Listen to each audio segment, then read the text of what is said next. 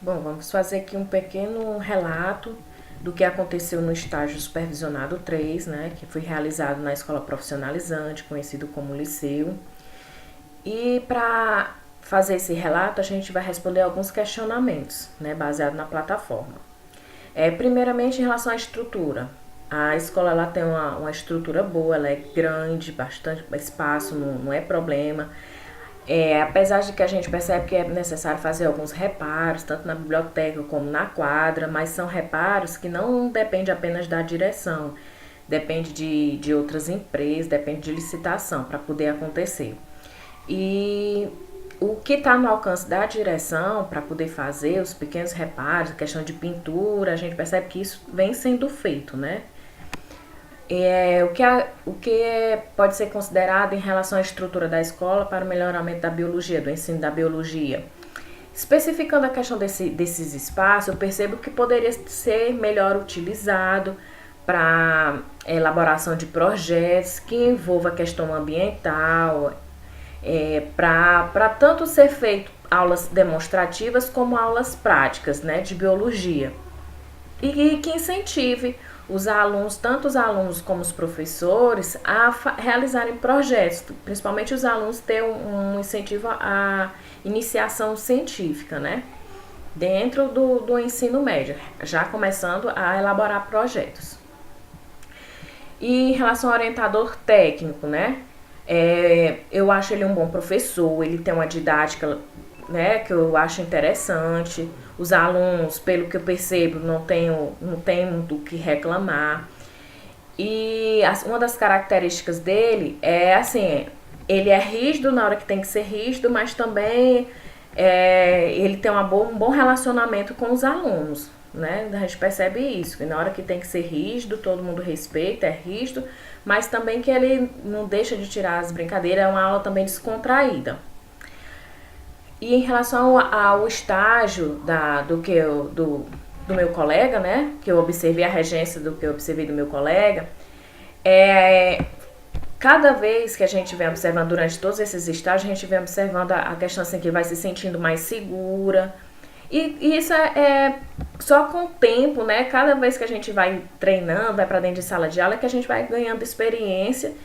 E só com a experiência que a gente vai se tornando mais segura no que vai fazendo, né? Então, durante esses estágios, falando de um modo geral, eu pude perceber isso, que cada vez mais ela vai se tornando mais segura na aplicação, dentro de sala de aula, na regência, né? E as dificuldades encontradas, em relação às dificuldades que eu encontrei, foi principalmente questão de tempo.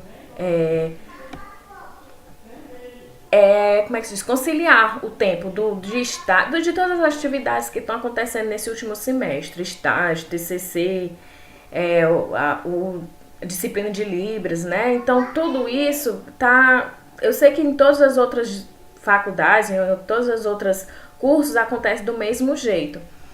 Mas também isso dificultou um pouco, né? A gente dedicar mais assim o estágio, como nas outras disciplinas, nos outros semestres.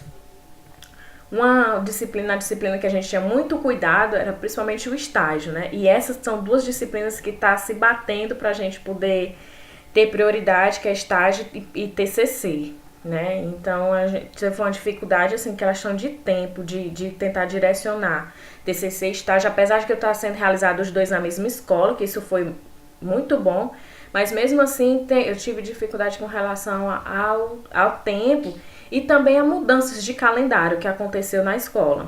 A gente às vezes planejava uma coisa, não muda calendário de novo, não é mais hoje, muda de novo, aí até a escola se adaptar o calendário que realmente vai permanecer, né? Porque como foi no início do ano, teve várias mudanças desse calendário. Então isso também atrapalhou até a gente começar a fazer as regências, né? Como você se autoavalia as atividades durante o estágio em relação às regências? Da mesma forma como eu percebi o meu colega sendo mais firme com mais segurança durante as regências, a gente também, eu percebo isso, que com o tempo é que a gente vai adquirindo mais segurança, a gente vai tendo mais firmeza dentro de sala de aula, vão tendo mais noção, questão de tempo e o conteúdo, né, a disciplina, será que o conteúdo que eu vou aplicar vai dar dentro dessa aula, mas eu sempre tenho a preocupação de elaborar alguma coisa extra, né, porque eu tava com muita dificuldade, até ainda tenho hoje, dificuldade em relação a isso. Será que o conteúdo abordado, o conteúdo que está no meu planejamento, ele é suficiente ou não para esse tempo de aula? Ele vai abordar ou não? Porque às vezes acontece, sei lá, algum imprevisto que a gente tem que direcionar para outros conteúdos, entendeu? Ou então a gente acha que aquele conteúdo que a gente elaborou no planejamento é o suficiente quando chega, já passou a aula e aí vai fazer o quê, né? Aí eu sempre gosto de, quando eu já tive de acontecer isso, de no final da aula sobrar um tempo, mesmo eles fazendo atividade, eu gosto muito de fazer o mapa conceitual, porque o mapa conceitual ele serve de como uma forma de revisão do que foi dado durante a aula. Então, antes de iniciar a tarefa, que sobrar um tempo para fazer tarefa, porque sempre eu deixo esse tempo para eles realizar atividades dentro de sala de aula, eu gosto de realizar esse mapa conceitual. E o mapa conceitual eu aprendi a fazer dentro do curso, né? Durante todo o curso, realizando o mapa conceitual, que eu acho uma forma muito dinâmica de aprendizado. Às vezes, até dentro dos meus estudos, quando eu quero fazer algum esquema, o mapa conceitual ajuda muito nos meus estudos. Em relação à temática com a minicurso e a oficina, a gente fez uma revisão dos últimos conteúdos aplicados, né, na disciplina de biologia, em forma de um jogo didático. A gente utilizou como se fosse um jogo de tabuleiro, colocamos, os próprios alunos confeccionaram o jogo de tabuleiro, né, com papéis, foram colocadas perguntas relacionadas o assunto de biologia, lei segunda lei de Mendes, do sistema BO, os últimos assuntos que tinham sido vistos que caem na prova. E foi dividido a turma em 4 equipes. Cada equipe tinha um representante que ia ser como se fosse o pino do jogo de tabuleiro. E a gente levou um dado feito com caixa de papelão, tudinho, pra a gente jogar esse jogo de tabuleiro, né? Então foi montado no chão e tinha o pino, que eles mesmos fizeram um chapéuzinho para ser a identificação do pino, né? Cada um com uma cor, para que quando fosse jogado o dado, o aluno fosse andando de acordo com o número que caísse no dado e respondendo as perguntas. E essas perguntas tanto tinham perguntas dinâmicas como perguntas de interação, para poder dinamizar, não ficar só pergunta, né? Tinha também dinâmica, pule uma casa, ou pague uma prenda, entendeu? Alguma coisa desse tipo para se tornar mais dinâmica. Então, a equipe que ganhasse, que chegasse no centro, lá no final do tabuleiro, né? Ia ganhar um conjuntinho, um depósito com chocolate dentro. E aí, esses chocolates, eles mesmos se dispuseram de dividir entre os membros da equipe. Mas aí no final a gente levou chocolate para todo mundo foi premiado, a gente sempre o minicurso ele é um momento muito descontraído. Ele é um momento que eu acho que é o momento mais gratificante que eu acho assim do estágio, é o minicurso, porque é uma forma que a gente pode abordar o conteúdo de uma forma bem descontraída. Tanto eu percebo isso, os alunos também, né? A forma de como eles abordam esses minicursos. Eu acho que também a forma de como a gente elabora esses minicursos, para não ficar uma coisa muito metódica, só slide, aquelas coisas que parece aula. A gente tenta trazer uma coisa diferente para realizar esses minicursos. Como o planejamento das aulas, o orientador técnico, ele sempre passou dicas de como a gente preparar as aulas, ele deu algumas orientações, mas ele deixou sempre muito aberto, o que a gente podia realizar ou não, né? Assim, ou melhor, ele sempre deixou aberto para a gente realizar as atividades que a gente achasse necessário. Mas desde que a gente mostrasse para ele o que a gente ia realizar. Mas se a gente quisesse fazer alguma dinâmica ou qualquer coisa dentro de sala de aula, ele nunca chegou barrando, né? Pelo contrário, ele sempre deixou a gente à vontade, mas só de fazendo alguns direcionamentos. Não, aborde esse conteúdo, faça assim. E também ficava ao nosso critério de aceitar ou não, certo?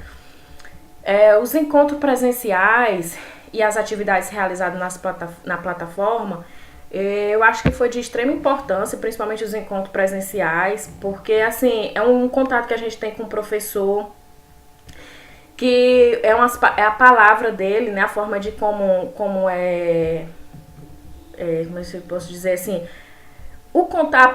a expressão dele, as palavras deles, nos traz mais segurança para realizar as atividades, né? Como professor, como futuros professores, nos dando a segurança de que somos capazes em realizar. E em relação às atividades, é a parte teórica que a gente tem que abordar, que a gente tem que se aprofundar em relação a isso, né? Para ser um bom profissional. Fazendo um resumo dos estágios que foram realizados, eu nunca tive contato com sala de aula. O primeiro contato foi durante os estágios, certo? E eu achei essencial, fundamental para a gente iniciar, né? Começar a ser o professor, né? Iniciar a ser o professor. Porque até então a gente só era aluno, ficava do outro lado da cadeira e a regência, com as regências a gente pôde estar sentado do outro lado e experimentar essa situação de ser professor, de como ter as reações dos alunos, de como saber abordar as diversas situações que a gente tem que passar, que a gente passa, né? E é necessário. Muita gente reclama do estágio, mas é uma coisa essencial o estágio para que a gente se torne um bom professor.